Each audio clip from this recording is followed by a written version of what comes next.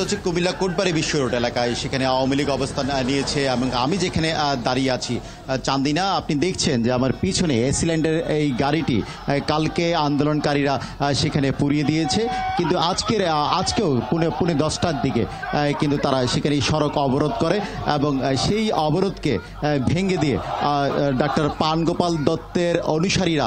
মহাসড়কে অবস্থান নিয়েছে এবং তারা যান চলাচল স্বাভাবিক করতে তারা কাজ করছে। ইতিমধ্যে বিভিন্ন এলাকা থেকে খণ্ড খণ্ড মিছিলগুলো সেখানে আসছে এবং যান চলাচল স্বাভাবিক করতে তারা সেখানে কাজ করছে। আওয়ামী লীগ সেখানে অবস্থান নিয়েছে এবং প্রত্যেকটি ইউনিয়নের চান্দিনার প্রত্যেকটি ইউনিয়নের আওয়ামী লীগের নেতাকর্মীরা, ছাত্রলীগ, যুবলীগ এবং সেখানে মহিলা আওয়ামী লীগও সেখানে অবস্থান নিয়েছে। ডাক্তার পানগোপাল দত্তের যে অনুসারীরা যারা আছেন তারা কিন্তু সেখানে সরব এবং এক পাশে মহাসড়কে যান চলাচল করছে এবং পুনে 10টার দিকে আন্দোলনকারীরা সেই মহাসড়কে কিন্তু যান চলাচলে বাধা দেয় এবং সেই বাধার প্রেক্ষিতে কিছুক্ষণ পর সেখানে যান চলাচল বন্ধ হয়ে যায় এবং সেই সাথে কিন্তু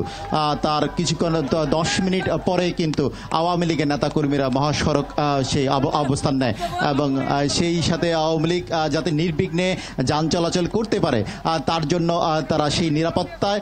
মহাসড়কে তারা অবস্থান নিয়েছে।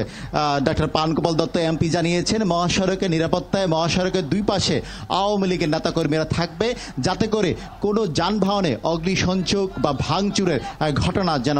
না ঘটা, সেই দিক নিরাপত্তার জন্য আওয়ামী লীগ আপনাকে অনেক ধন্যবাদ